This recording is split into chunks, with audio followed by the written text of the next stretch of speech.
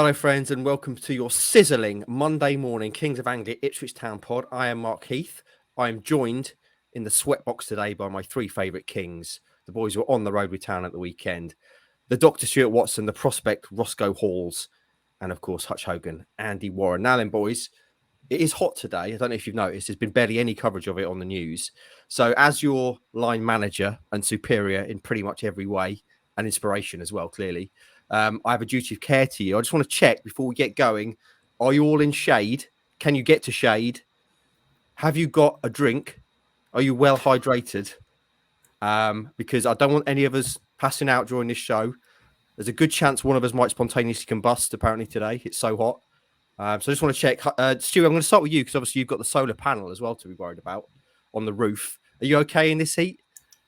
I'm okay. Yeah, I've got a little fan on my desk.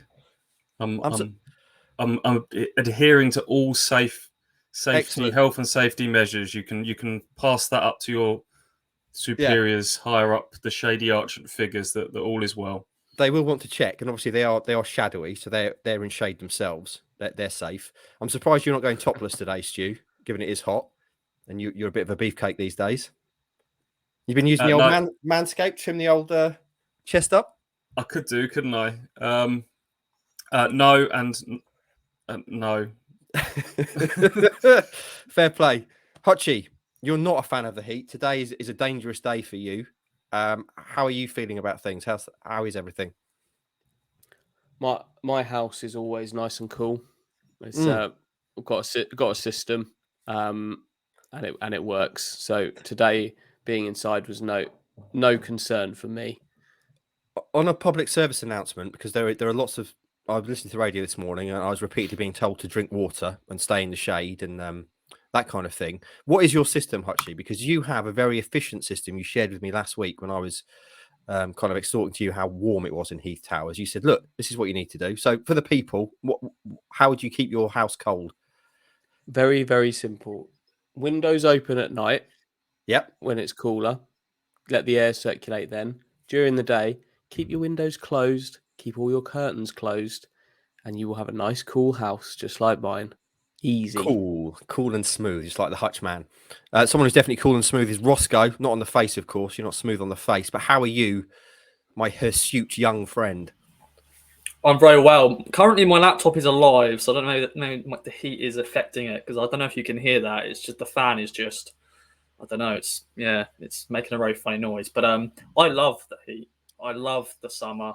But we're talking off air. I'm not a sunbather.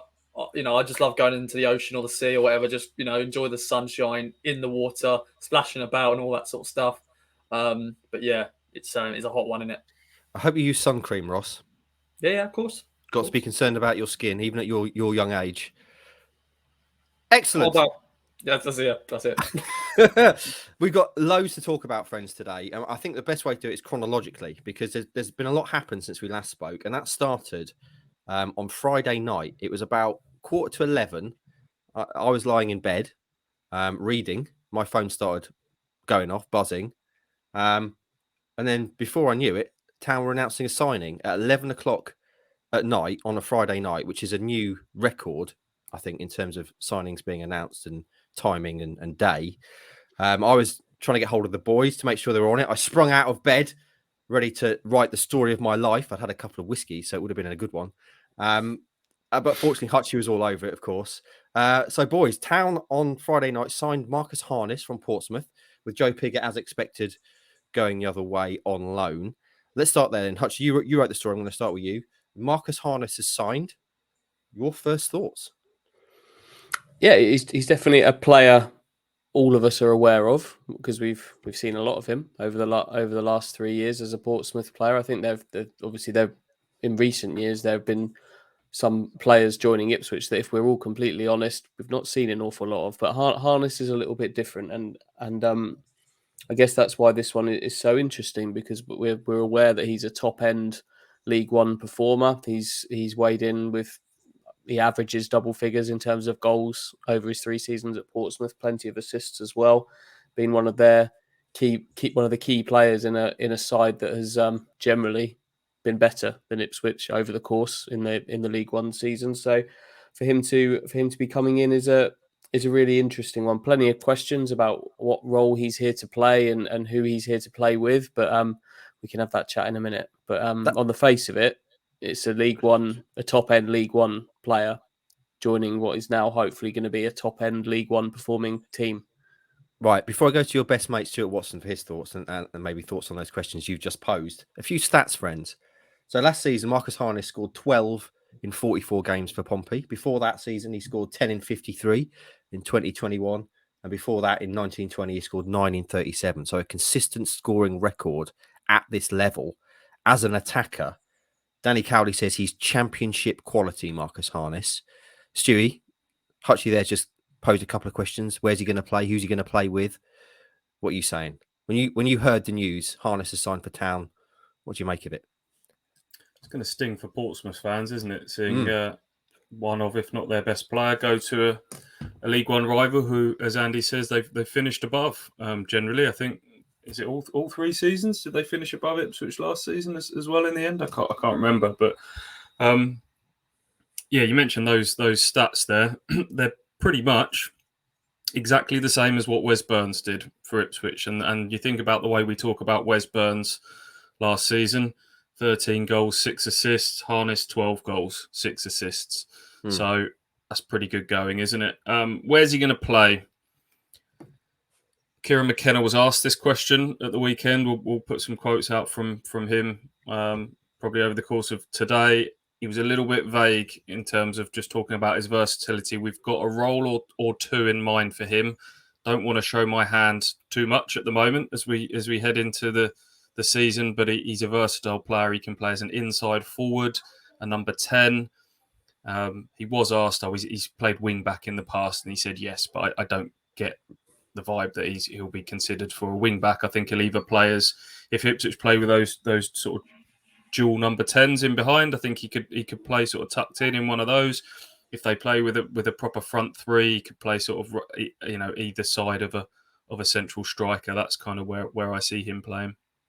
Okay, you mentioned there the fans' reaction, Rossi. I was looking Friday night, obviously, trying to catch up on thoughts on Harness, and Pompey fans' reaction was that they very much got the wrong end of that deal. They're saying we just sold basically our best player, our most valuable player, and we've got a striker who barely scored last season coming back on loan in return.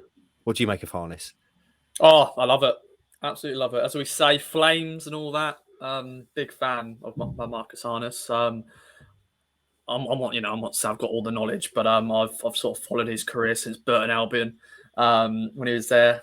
But yeah, I think this is a fantastic sign. And as always, good age, 26, decent age.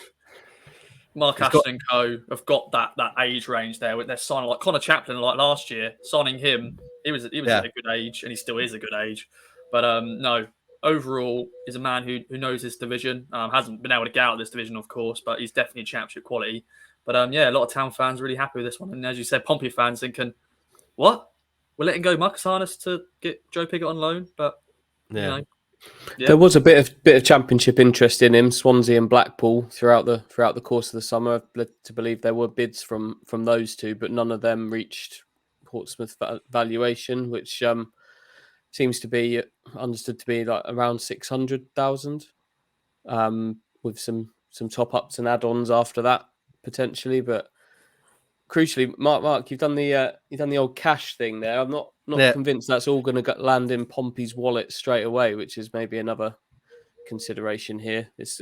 These things generally get paid over a number of years, so I'd imagine that's the case with this one, rather than sort of tooling up a rival with a big wad of cash. He was in the final year of his contract, wasn't he? So this is why Ipswich have been able to get this done. He was in his proper last year, no option left to take from Portsmouth. They've been backed into a bit of a corner here. They needed the funds or risk sort of losing him for nothing next summer. So Ipswich have kind of used that leverage to their advantage. I guess Pigott was another little bit of leverage as well, which perhaps helped sort of sweeten the deal. So. Good business here. We've talked about sort of the signings coming in being pragmatic, proven players for this level, and I think Harness is another one that's someone that is ready to hit the ground running, hopefully at League One level. The thing I like most about him is that he's a ball carrier.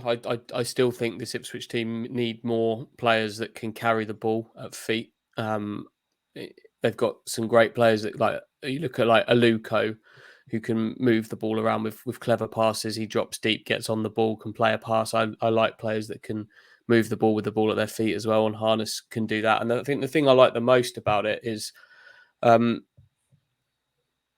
over egging it, I'd have a few concerns about expecting Wes Burns to be the focal point of Ipswich Town every game, again and again and again over another season. I'm not sure that's sustainable.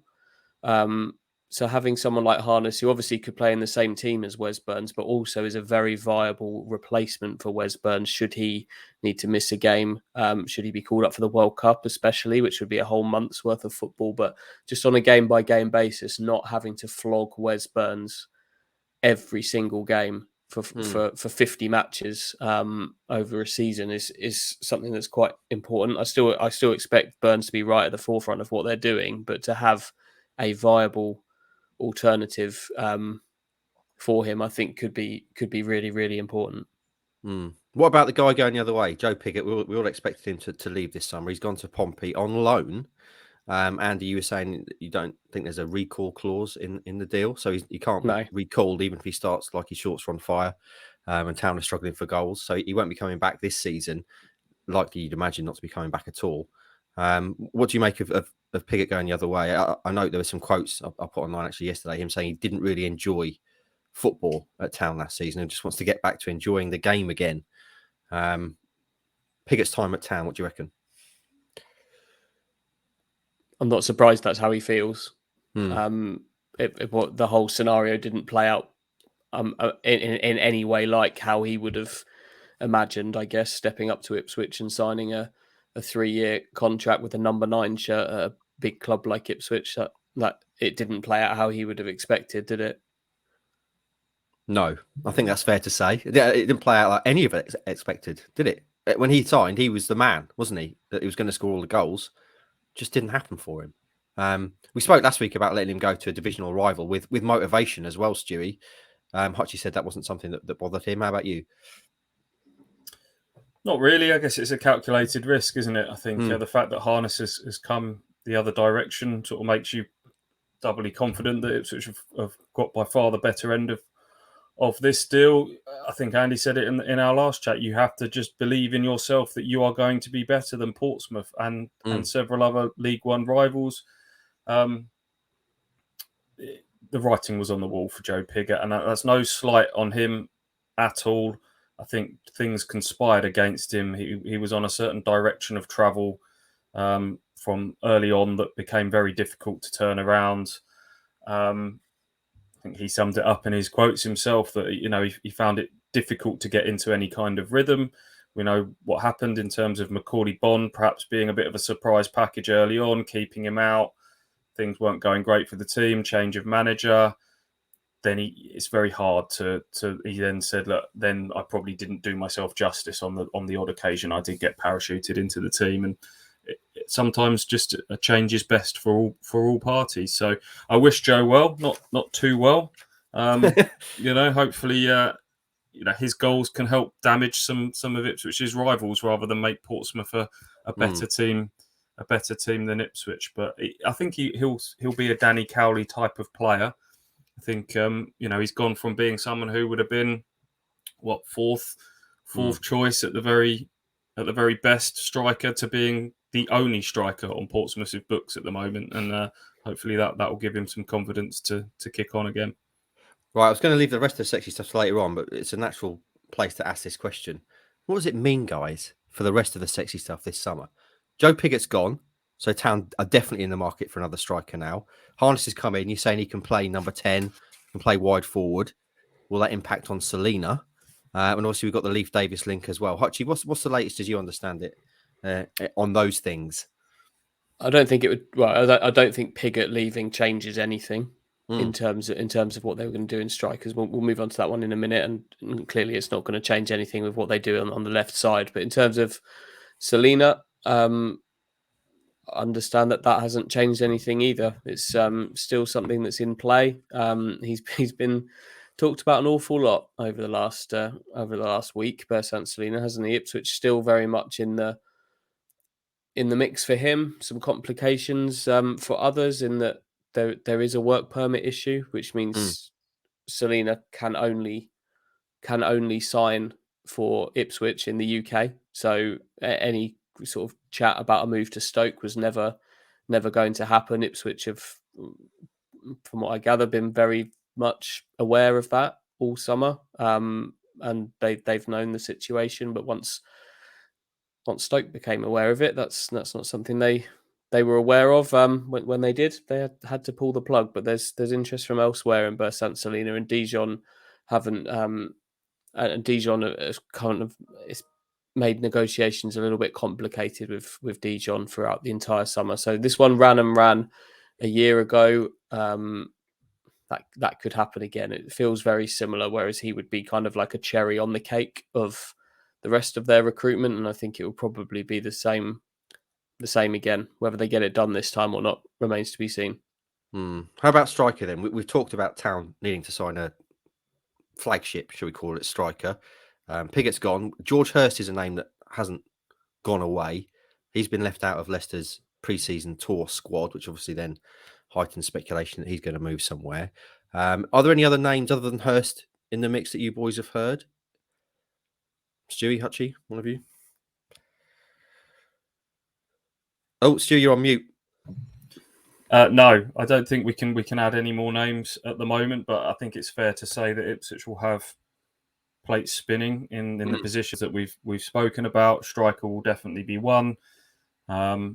I don't think Pigott was ever, as Andy says, probably factored into the plans for next season. So it's Ladapo, it's Caden Jackson, and one other, I would imagine. Whether that's Hurst or someone else remains to be seen. Obviously, there is some significant championship interest in Hurst. It looks pretty clear that he'll move on from Leicester this summer. Left side is clearly something that Ipswich want to add to as well. We know that the interest in Leif Davis, who I know gave away a penalty on their tour, and Leeds fans weren't speaking too well of him in the replies on Twitter. It's always difficult to judge too much on social media, but that's someone that Ipswich are very keen on. And as Andy says, I think maybe one more to compete in those number 10 slots. You've got Aluko, you've got Chaplin, you've got Cameron Humphreys. Will it be Celina or possibly someone else? I mean, Harness is obviously someone now that comes into the mix in those positions as well. So I think and John Jules. Yeah, and John Jules, who kind of sort of played sort of tucked in off the left-hand side. So I think Ipswich will want to do Celina. But as we've said right from day one, I think it has to be, they won't break the bank to do it. You know, if they think that they can get it at the right price, and the fact that they're the only English club that can come to the party gives them a real chance of that. I think Celina has made it very clear that he wants to stay in England. So there's every chance Ipswich could do this deal without breaking the bank. But it depends whether someone from Turkey, for example, can come along and really sort of turn his neck with a ridiculous, financial package or something like that. But I think deep down, and he said this on the record, he wants to stay in England. And I think that love and respect that he gets from the Ipswich fans will be a very big pull. So might be one that runs for a little bit longer, but Ipswich will still be hopeful of getting that done, I think.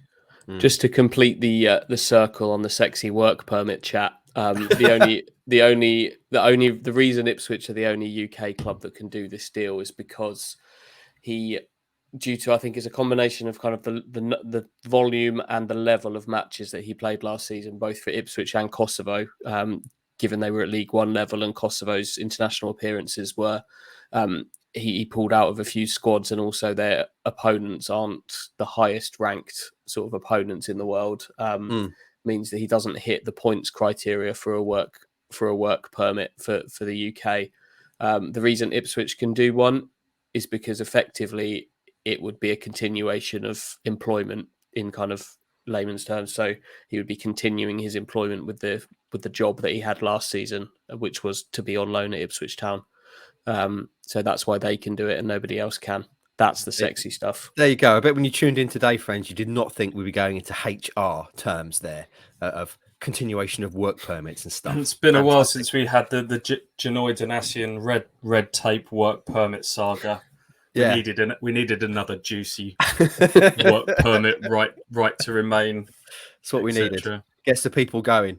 Friends, let's move on now then from sexy stuff to your Jolly Boys weekend. You're outing on Saturday.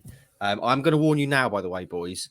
I'm going to ask you, after we talk about these games, I'm going to ask you to name from what you've seen in this pre-season so far, your starting 11 on opening day from what Town have got at the moment. I know you don't like me throwing things at you, so I'm giving you this chat to think about it and ruminate about it. But let's start then. 2 games, friends, on Saturday. And I've got to ask you a question first, which is, how did you cover them both, boys? Because on Thursday, I was off on Friday. And we had this chat. We were a bit worried about, obviously, we couldn't go to the Palace game. That was behind closed doors. We're worried about the quality of the stream and whether it's going to be worth someone trying to watch that and not going to Wimbledon. In the end, though, I rocked up Saturday morning. You've covered both games, like the professionals you are. So have you done that, boys? Peek behind the curtain times. Have you done that, sat in the back of a car somewhere on the way to Wimbledon, watching this stream? How's it work? Tell the people and tell me as your line manager, you really should know these things. We made the call on Friday that I just think when we're sat here and we're discussing sort of, like you say, you're going to say who's going to start on the opening day. It felt like we needed to kind of see both games to be able to have a well-rounded opinion on that. It was a shame. We contacted Palace and said any chance we can get in and watch it, and they said no. You'll have to watch it on the stream like everyone else, which was a shame. But yeah, basically we just travelled a little bit earlier on Saturday, got ourselves close to Plough Lane, found ourselves a little coffee shop, went upstairs, got ourselves a little geeky setup on the top floor. Oh man, the nerdiest of corner. There was like a couple on a date in there, like, right. So just across from us. They were talking about like all their like travel experiences and what they like in terms of like philosophies and how they see the world. And then there's the little nerd squad in the corner with 2 laptops, Stu's daughter's tablet. How many have you got for the substitution? What formation is this? Is it a 4? Is it a 3? Absolute nerd central. But great times. Yeah. I'm glad the stream was best decent. Of times. Yeah, that was the gamble we took. If the stream wasn't decent, we would have been in Tooting for like 3 hours before we needed to be there. So we took a calculated gamble. Yeah. And boy, did it pay off. But also, I mean, in terms of this setup, normally you travel with a snapper. So have you got Steve Waller sat with you? Ditched him. You did what? You just let him no out into the wild, as it were. No, well, we went on the train. And I called him and said, "This is what I called him on Friday afternoon, evening. Said, "This is what we're thinking of doing. Do you want to come with us, or do you want me to get you your train ticket so you can come 3 hours later?" And he very sensibly, for his own sanity, took the later option. And Roscoe, you obviously travelled separately. You were on the coach with the women, weren't you? Yes, that's a good option as well. But then we left early as well. We arrived too early, I feel. I was at the Plough Lane about 1 o'clock, so it was a long day. Deary me. Right then, friends, let's get into the games then. So Crystal Palace, we spoke about this on the pod last week. We're expecting a youthful Crystal Palace side and a kind of similar kind of thing from Town. In the end, Palace side, bloody hell, that was a strong side, wasn't it? Because of various reasons. Got the likes of Zaha and Benteke lining up against Ipswich Town. And it was a strong Town side as well, wasn't it? Rather than it just being fringe players, you see several players there you'd expect to be starting on opening day. So take it away, boys. Hutchie and Stewie, you were sat there in your coffee shop watching the stream. Your thoughts, have a chat amongst yourselves. Well, I think it caught us a little bit by surprise. I think we joked in one of the last pods that, you know, if you were part of the Ipswich team that got sent to Palace for a behind closed doors game against what we thought would probably be a pretty youthful team, given Palace are away on tour at the moment, that might not fill you with the greatest of confidence that you're part of his sort of first team sort of plans, or certainly starting 11 plans heading towards the start of the season, but it didn't catch Ipswich by surprise. They were fully aware of what this fixture was going to bring. What we're kind of since aware of now is that I think COVID vaccination rules meant that several of Palace's first teamers, we know that there's a lot of talk in football about footballers not being as vaccinated as the rest of the members of public, meant that a lot of them couldn't travel. So Palace's team included the likes of Mark Gahey, who's obviously played a few times for England recently, KOA, who they signed from Lens in the summer for 20-odd million. The others that you mentioned, Zaha, Benteke, Jeffrey Schlupp, who won a Premier League title with Leicester, Eze, who they spent big money on to get from QPR. So, a very strong Crystal Palace team. And I guess the split of the Ipswich squads was reasonably even. I guess the one that you would say was at Wimbledon in front of fans was slightly stronger on paper, but nevertheless at Palace you still had people like Aluko Jackson, Dominic Ball, George Edmondson, Wes Burns, of course. So, I really enjoyed it as a game. I thought it was pretty competitive. We got 6 goals. Ipswich went 4-0 down, pulled a couple back, and McKenna said he got a lot out of it as an experience. Just before Hutchie comes on to his thoughts, just let me run through the lineup for those of you who've not seen the way that the teams are split. So at Palace, it was Hladky in goal, Danasian, Edmondson, and Darber at the back. Burns, Ball, Harper, Penny, Humphreys, Aluko, and Jackson. So certainly some names in there you'd expect to be right at the forefront of things at the start of the season. Hutchie, what did you make of it?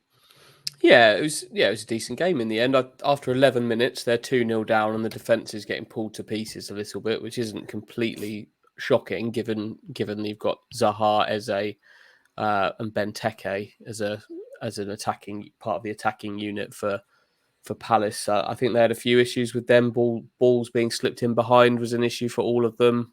Really, balls down the side. That's where a lot of the goals came from. But Ipswich had some good times on the ball, didn't they, Stuart? But even in the first half, they managed to get themselves a little platform, use the ball quite well. Didn't really get either Jackson or Burns into the game particularly much over the course of it. But in terms of having the ball and patterns and using it well, it was nothing to grumble about, really. I quite liked what I saw from it.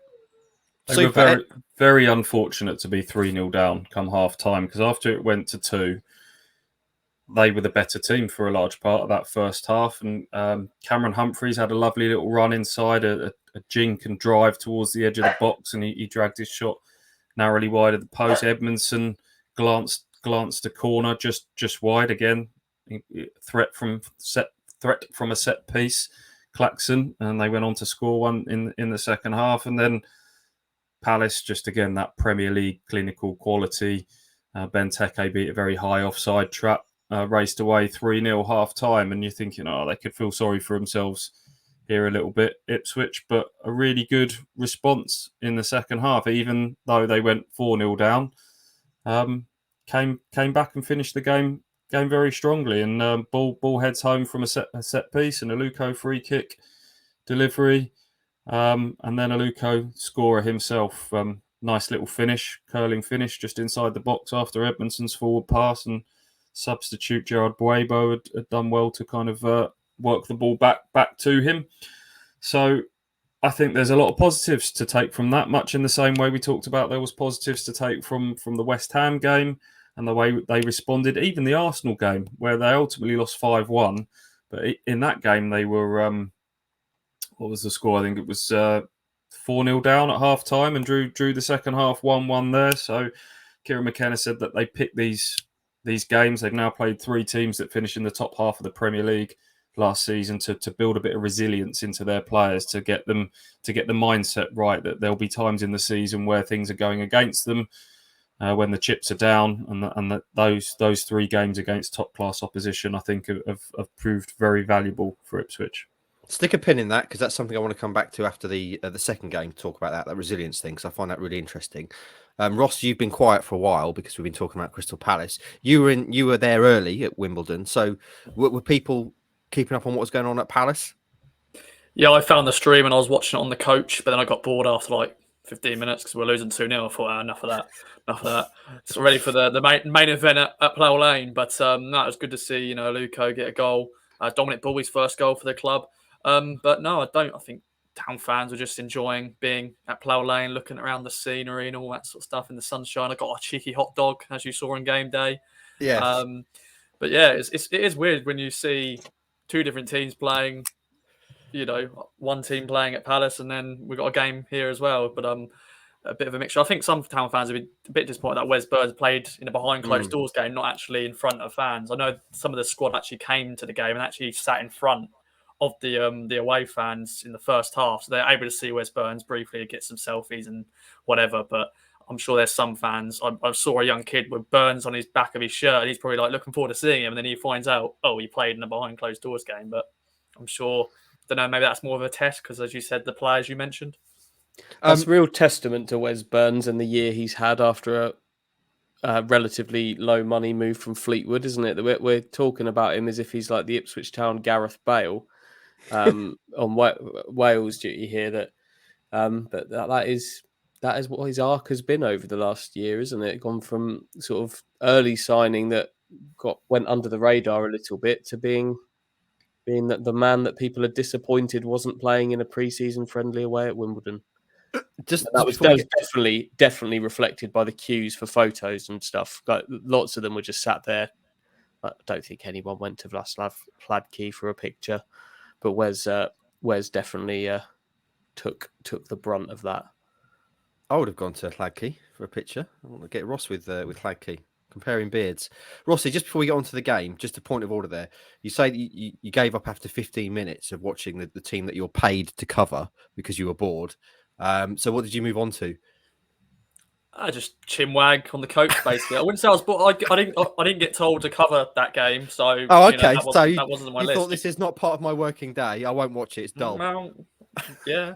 Like these boys are the writers. I couldn't do a game day. I could have maybe done. Just watch the stream, ladies and gentlemen. Speak to some people about it. So outside of hours, you're not interested. Anything goes on, not interested.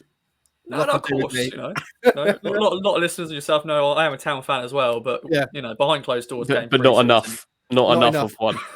Yeah, well, that sounds like. There we go then, friends. Roscoe gave up watching the game to have a chin wag with people. There we go. Right then, so off to Wimbledon. Roscoe was definitely interested in that. Go back and watch the game day if you've not, because I think it's probably your best work so far, Roscoe. So if not watching the early game meant you could build yourself up mentally for that one, I think it was worth it. Starting lineup at Wimbledon, 4-2-3-1 formation, friends. Walton, El Mazzuni at right back, Wolfenden Burgess, Greg Lee, Morsey Evans, KVY, Chaplin, John Jules, Freddie Ladapo. Again, friends, I'm going to let you have a chat amongst yourselves about this game. I'm going to start with you, Hutchie. What did you make of it all? I think the system is the thing that interested Stu and I the most. I think we probably felt that would be the big. By the time we realised that's what was going on, that was pretty clearly to us going to be the big talking point by the end of it, regardless of the performance on the pitch, which just very quickly I would just describe as very, very comfortable. The actual game itself, before we do get onto the system, so they had so much of the ball. I've not seen a possession stat from the game. I'm not sure if they were kept, but it would have been very, very high. They started with the ball in Wimbledon territory time and time again, scored 3 really nice goals for different reasons, and were just very, very comfortable. But for me, the big thing is the ever so slight, really kind of tweak of system, which does kind of make quite a big difference. Stewie? Yeah, just to pick up on the formation thing, it is such a minor difference. We're talking about the difference in these numbers 3-4-2-1 or 4-2-3-1. Andy used the phrase, I think, in a previous one about how the whole team rolls. And within a game, you're going, is it a back four? Is it a back three? Whoever plays on the left, when it's looked more like the 4-2-3-1, whoever plays on that left-sided attacking role, and we've seen a few players in the Needham game and this game where it's looked more of a back four, they tuck in a lot. It was Tyrese John Jules at Wimbledon. They come right on the inside to almost join Chaplin to make that double number 10. And it creates what in football now they seem to call a box midfield, where you've got 2 deeper midfielders and then 2 advanced midfielders ahead of them. And that gave a lot of space for the left back to then become the kind of the left wing back that we're used to. And that was Greg Lee at Wimbledon, who again impressed me. I think he's very powerful. I think he's someone who's going to get on the back of on headers at the back post, and he's someone that looks like he can whip in a dangerous cross as well. We've seen that in a few of the games so far. So he's given his chances of starting. Obviously, we don't know if there's someone still to come in his position, but I thought he did well. Comfortable from start to finish the game. The first half reminded me a little bit of last season, in there was lots and lots of possession, never looked like they were going to concede because the opposition couldn't get the ball, couldn't get near the final third.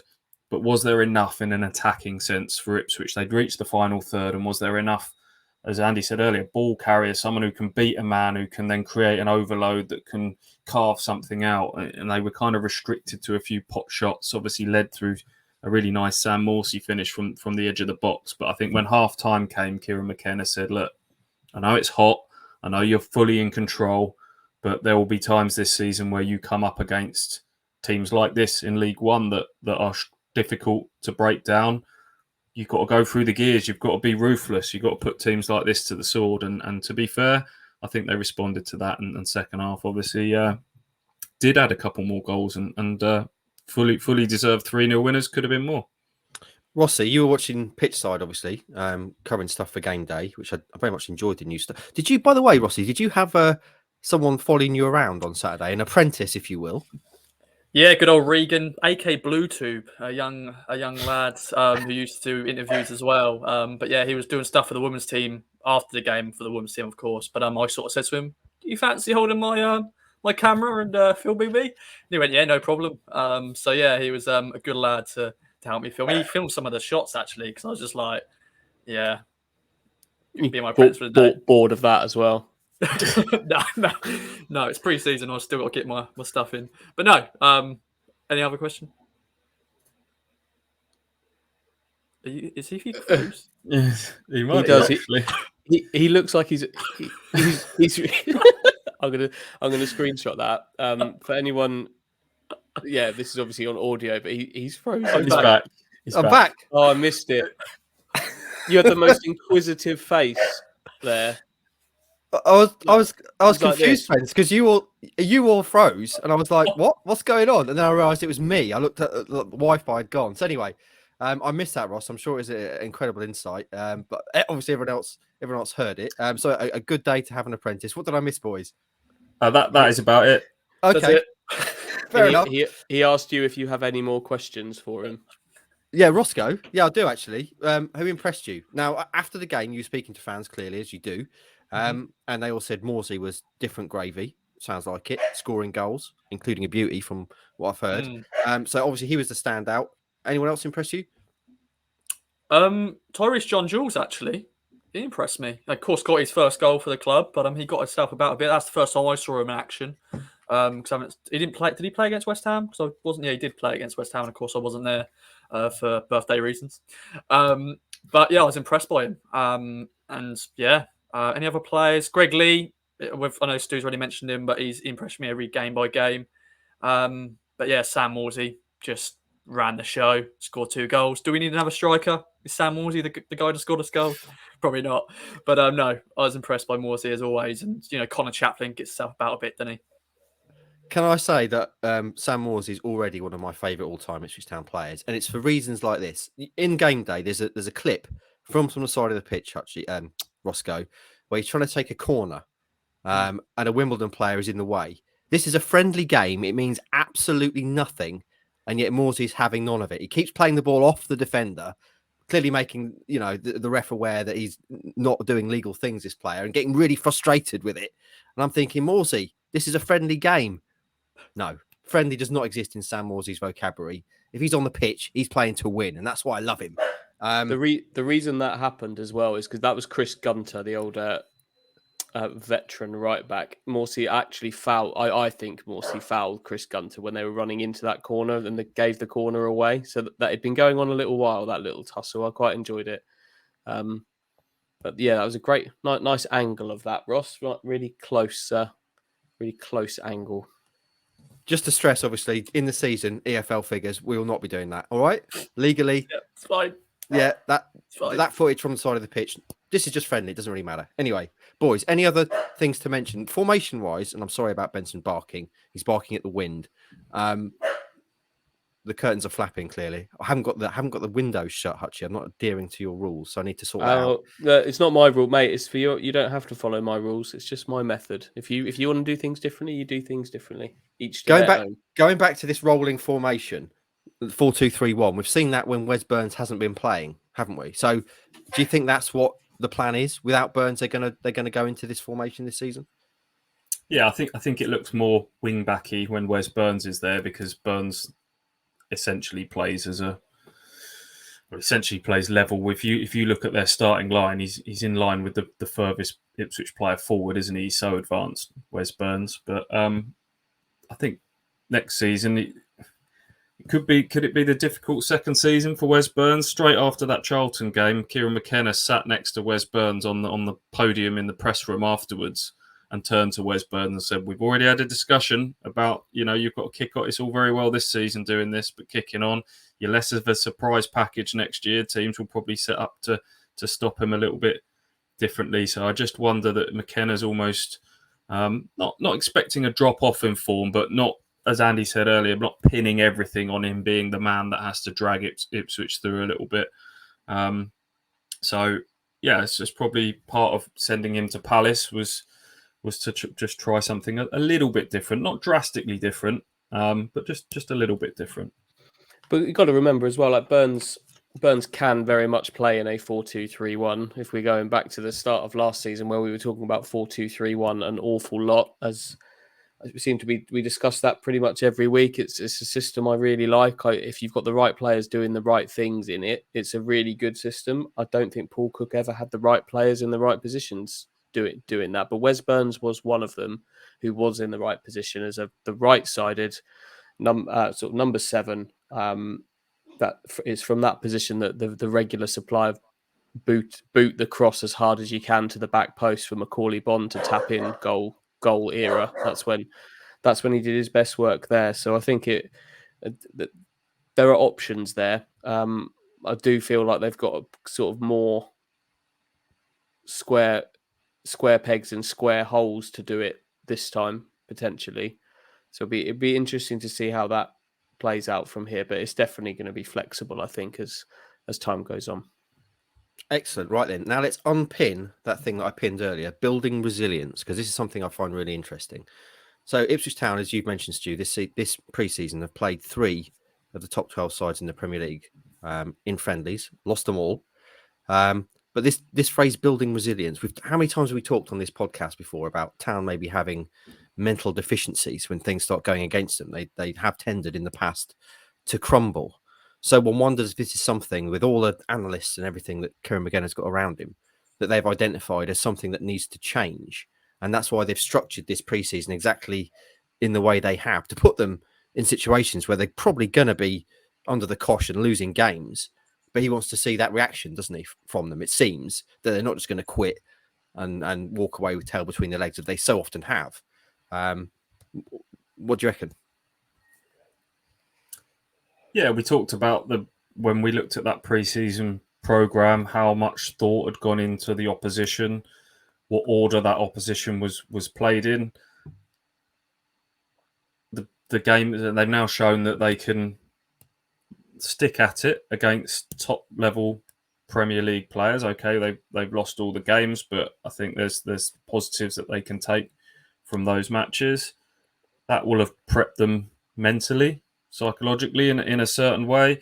Wimbledon, team that have just gone down into League Two, was a similar sort of game that we've seen in League One against the lesser League One sides that can be a bit stubborn to break down, but can you keep your foot on the pedal and clinically kill those teams off, which was a problem for Ipswich last season. That was a little mini hurdle overtaken. Next step, the next challenge is Millwall away on Saturday.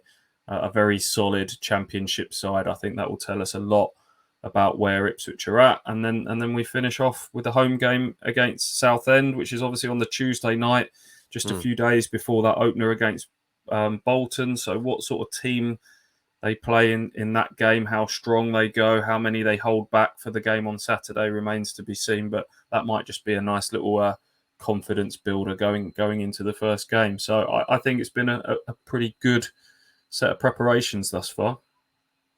Yeah, Millwall is going to be interesting, isn't it? As kind of the game, I guess, of the pre-season. We maybe learn most. Roscoe, before we move on from the games, I want to talk about the day at Wimbledon, because it was a double-header day, men playing followed by women. You were there for the whole thing. You were there too early, truth be told, as you said earlier. How about the day? You were with the fans. What was it like? Lovely day. Lovely day. As I said, I had a hot dog beforehand. Good old Michael Kennedy, who's now our sponsor for the Track the Girls Talk. We'll get to that later. He bought me a nice little hot dog. Had that, called Mum's Hot Dog. Is this something? What was the significance of the hot dog? Is that something they specialise in at Plough Lane? Possibly, I don't know. It was Good. just basic. There's no. I didn't get no sauce. Didn't get no sauce for hot dog, so it was a plain hot dog. Mum's hot dog sort of conjures this image of really sort of homely, homemade food. You know, I don't think that sort of food comes in one of those little sort of paper bags that then gets zapped in a microwave. Which correct me if I'm wrong, Ross. It looked very much like it was your standard sort of football concourse fare. Would you describe it as questionable meat, Rossi? Possibly. I haven't had any issues. You know, I didn't have any issues Sunday morning. Was it? Sometimes you get meat that's grey, for want of a better word. No, it looked like what a hot dog should look like. Good. And it tasted fine. It just needed some sauce because it was just a bit dry. And I'm just saying, I don't think Mama sort of cooked that in her kitchen at home. No. And was there any indication of whose mum it was? No. Was that give any suggestion of that? Oh no, I know actually. Ainsley Maitland-Niles' mum. Remember that back in the day under Mick McCarthy? She made the hot dogs. Yeah, she made hot dogs. Okay. Wow. Oh, let's go with that. Exclusive. Yeah. What about the day? Other than the hot dog, the questionable hot dog, Roscoe. What about the day? The fans had a good time. What was the how many stayed on for the women's game? It's not too bad. But then as a whole, I don't think it was as big a crowd as I think everyone was expecting. I think as a whole, the away end wasn't as big as I thought it was going to be. But some stayed behind. There's some who are followers of both teams anyway. But I know there's a few who actually stayed on who hasn't watched the women games before. So it was great to see a few people like that interested. There's a big incident in the game. There's a big collision. So there was like 20 minutes of stoppage. So I think some people probably had enough at that point, saying, I need to get home now to get the train home, whatever. So a lot of people left then. But as a whole, watched 2 games of football. Both team won, which is good, because last time we had a double header at Plymouth down at Home Park. The men lost on the Saturday, but luckily the women's won on the Sunday. But both teams won. But it was a good day all around. Good weather, good football, goals. Yeah, I think everyone left happy. The perfect Saturday. What was the women's score? Just so we dot the I's and cross the T's. 2-0. 2-0, and it was a Wimbledon player, wasn't it? Who was hurt, Yeah. But I'm reading updates that she maybe wasn't as badly hurt as first feared. Yeah, good news. We got some good news. I think Wimbledon put a tweet out, and also I want a little shout out to Maddie Biggs, who scored on the day. I don't know if you've seen this on Twitter. I got a picture of her in a Waitrose uniform. She works at Waitrose, and of course she went on and scored. So I got a picture of her in a Waitrose outfit, and of course then in the town kit. So leaving your shift at 2, then scoring at 6. I like that. Nice. A good day. Right then, boys. An excellent day all round on Saturday. You've now watched quite a few games this pre-season between you. I'm going to ask you all this question. We are now just over a week away from the big kickoff. A week on Saturday, Ipswich Town's League One season starts at home to Bolton. They've signed 5 players this summer. Obviously, there may still be more to come. But from what you've seen thus far, you're the manager. You are Kieran McKenna, wearing splendid trousers, very fashionable. What team are you naming and what formation are you playing on opening day? I'm going to come to you last, Roscoe, because you've made it clear that you don't really care about lineups and formations. You're not bothered. But people are. So I'm going to start with you, Hutchie. What would your starting lineup be on opening day? Walton, Donasian, Wolfenden, Edmondson, Lee, Morsey, Ball with an asterisk, Burns, Chaplin, Harness, who I obviously haven't seen, but I feel like I'm allowed to pick him, and Ladapo. And I don't know what system. Doesn't matter. It doesn't matter. That fits into both. That does. Okay, cool. Stewie? Cool, you rattled through that quite quick. Who is your centre backs? Who are you? Wolfenden and Edmondson. Edmondson. Yeah, well, ultimately he will be first choice. It's just whether they've decided he's fully robust. There was a little minor scare at the very end of the Palace game where Edmondson came off after 88 minutes, and the camera showed him sort of walking behind the back of the goal, and he bent forward and just tentatively touched that right ankle that he landed on so awkwardly back in February, March time. And I think it was Andy Rolls, director of performance, former physio, who kind of had a little word with him, and then big thumbs up back to the dugout. And I asked McKenna afterwards. He said, "No, he's fine. You know, the plan was always to take him off, but the timing of that substitution with only a couple of minutes to go was a minor worry. But I just wonder if they'll take any risks on someone like him." Someone I will give it a shout out to, I'm digressing a little bit here actually, who I thought did really well was Burgess at the weekend. He's someone that doesn't necessarily get all the major plaudits, and he had a bit of a tough start to life at Ipswich, but I thought he was really solid in that game. I don't think he'll be someone that's kind of starting week in, week out, but it was a reminder that he's a good solid squad player. But the starting 11, I've bought myself a bit of time there, haven't I? Have you bought yourself time to actually think about it? Because you were Not talking really. at the same time. Yeah, not really. You needed someone else to buy. Just go back. Just go back to Hutchie's, because you did rattle through it. Let's slow it down, Hutchie, and give Stu a bit more time. So you've got Walton in goal. Yep. Not bothered about the system. What's the rest of the lineup? Well, I'll read it. I'll read it as if it's a 4-2-3-1, but it fits into both. So Walton clearly is going to be in goal. Donatian, Wolfenden, Edmondson, Greg Lee, Morsey, and Ball. Just Dominic Ball. I'd be toying with Evans for that position actually, but we'll go Ball. Burns, Chaplin, Harness, Ladapo. Okay. Right now.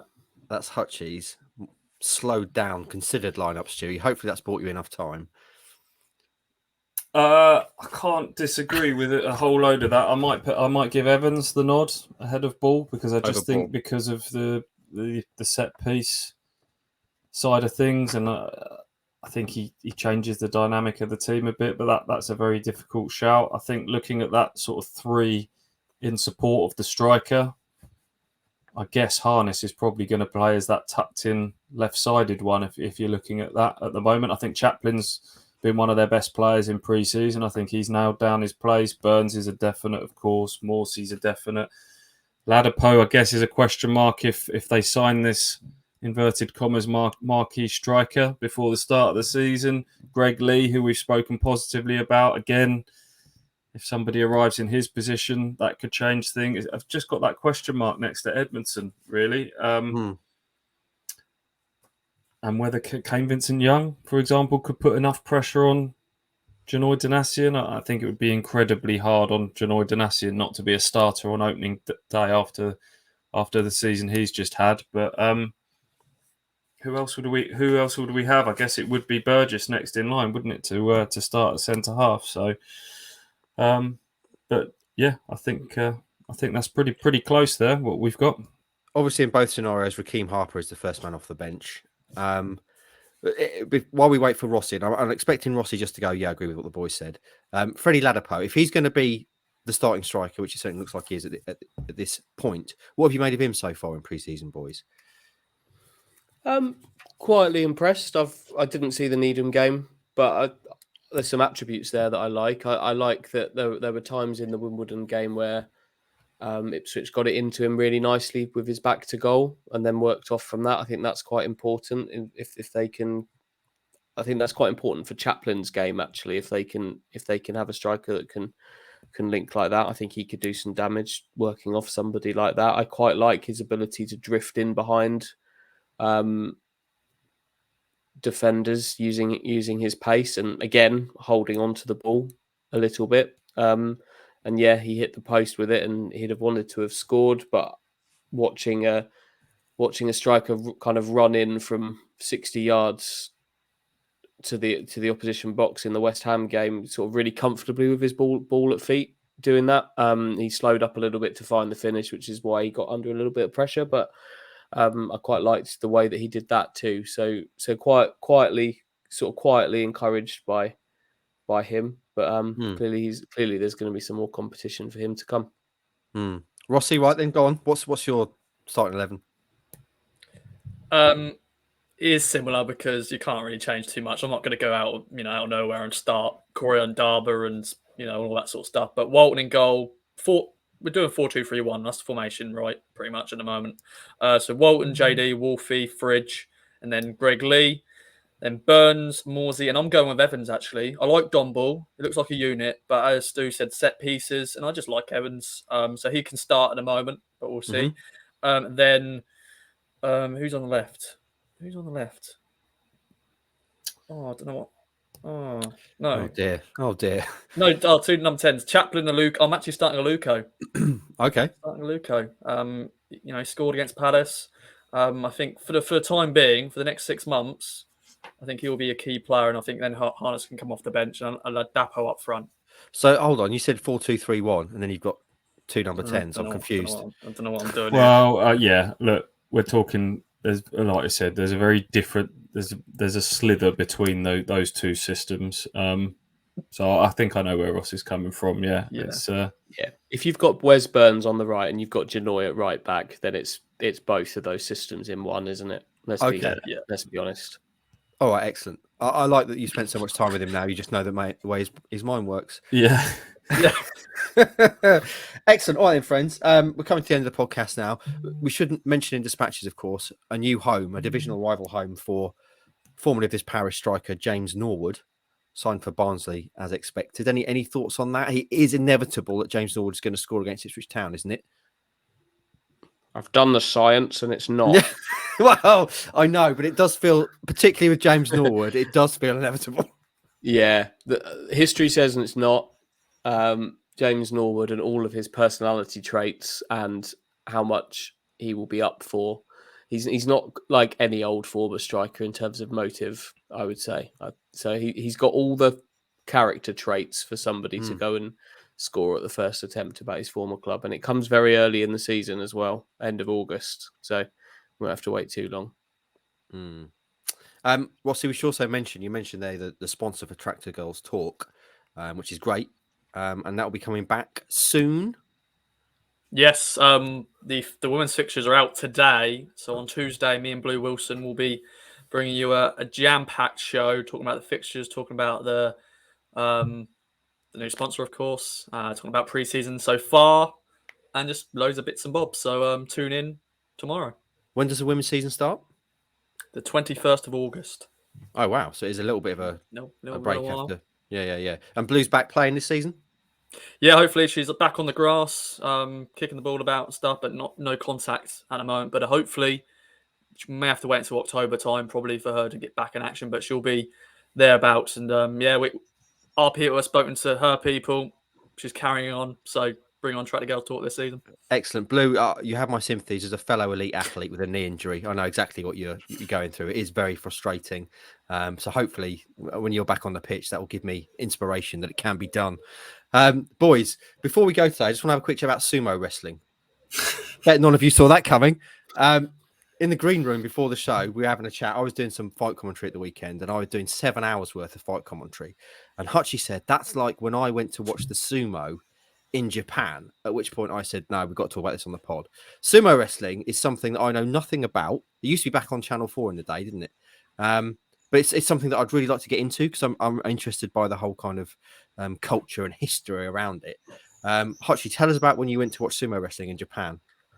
Before I do that, when you say it's something you really want to get into, No, not physically compete. in what sense? I would need to bulk up considerably to be competitive in sumo. I'm not sure they have many one-legged sumo wrestlers either. I think the old knee would be a bit of a hindrance at the moment. But the whole, obviously, martial arts, there's a whole kind of culture and history and tradition around many of the traditional martial arts, and sumo is no different. But it's one that I know nothing about. But it's massive as a sport, isn't it? In Japan, there's a whole kind of respect, and the events are huge. So what was it like actually seeing it in the flesh, a lot of flesh, Hutchie? Yeah, it was an amazing experience. It's quite it's not like boxing where there's like the big like couple of big fights a month and like regular every weekend boxing events with various things going on. It's quite sporadic, I would say. It's like they have like 4 big tournaments a year. And we went to the January one, the New Year one, and it's like a week long sumo fest at like these really big like indoor arenas, which are specially used for sumo and nothing else in Tokyo. And it's like the whole area of the city is like full on sumo takeover. All the fighters live there. And you see them all wandering in because it's a 7-hour thing, and you just see the sumo people just walking around, the wrestlers just walking around with their little wash bags, same as footballers. they just wander in a little bit of time before their fight. Are they wandering around in their fight kit, as it were? Probably got a t-shirt on. I'm going to say they're covered up, yeah. And then like around there, all of like the shops and all the restaurants around there are owned by former sumo wrestlers serving former sumo wrestler stuff. And yeah, it's great. Loads of colour, loads of like flags, lots of traditional stuff, lots of sumo fighting. Yeah. I like that. That's clever. It's like in the old days of footballers, before they earned the money they do now, would retire and open pubs. But sumo wrestlers are opening. They're clever. They know how much sumo wrestlers eat. So open a restaurant near sumo places. You're not going to be doing an all-you-can-eat buffet there. Not going to get me on that. I'm going to expose myself for not knowing much about sumo here, but I think I'm right in saying once a wrestler has reached a certain level, if they lose a certain amount of fights in a row, they have to retire. I believe that's right. They are called yokozunas. I that's believe. it. I think they're called. While we were there, actually, there was a bit of a scandal. I don't know if he was active or not anymore, but there was one of the yokozunas was he had used his violent streak away from the ring and hit someone. It's hit someone with a mobile phone, and it was very very big news that someone so kind of sacred and held up as being this like idol had done such a thing. Yeah, I mean the top wrestler, like you say, Yokozuna is the top rank, isn't it? And they are basically deities, aren't they? In Japan, yeah. There's not many of them. When you say hit someone with a mobile phone, do you mean he physically hit them with it in hand, or they had a mobile phone and he hit them? I think he used the mobile phone in his hand to hit someone. Okay. I think. But that's we're digressing. You're stretching my memories of this. We're digressing big time. Rossi, I want to see you have a go at sumo. Yeah, sure. I'll do anything, if it pays well.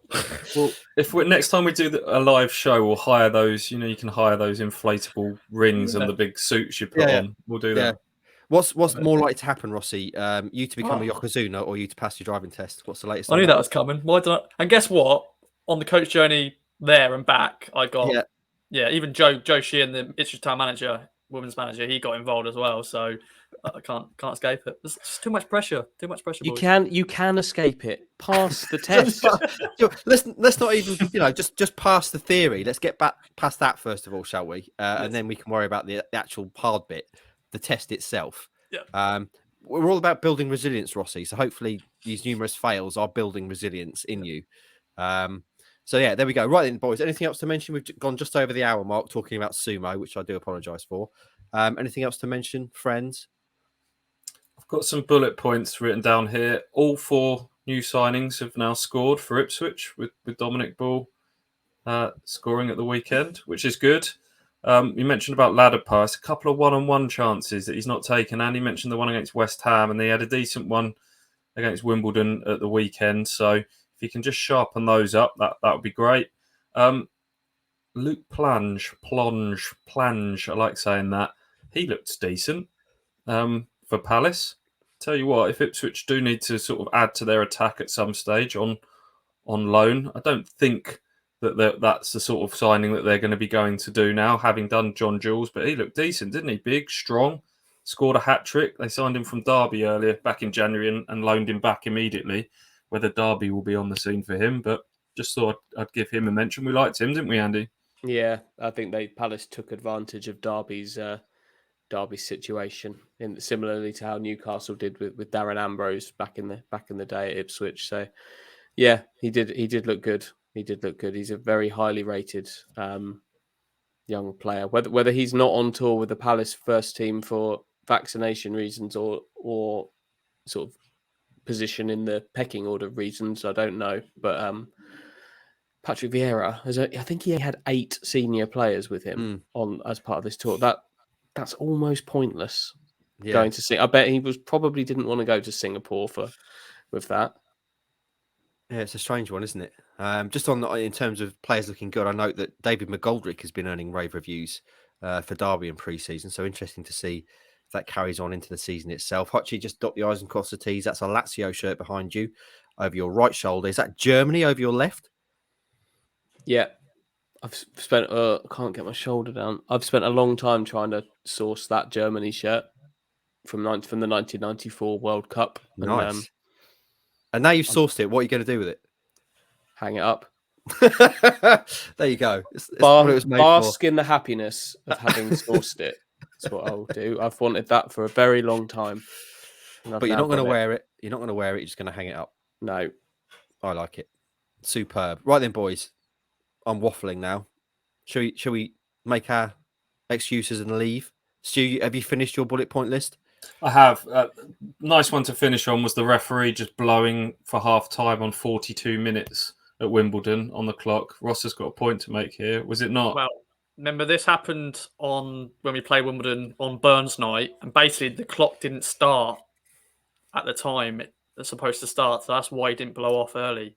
So that's what I got told anyway. I thought it had started though, because I did look up when the game started. I looked at the clock and went, "Yeah, no, we're okay. We've got a clock. It's working." So, well, the groundsman said, "Oh yeah, this happens a lot," and apparently that's what happened again. But okay. but yeah, it's only pre-season. It's only a friendly. It doesn't really matter. I don't know why you're bothering talking about it, to be honest. Friends, your week has started with a Kings of Anglia pod. Stu, you're going to jump in. You're going to jump all over my outro then, weren't you?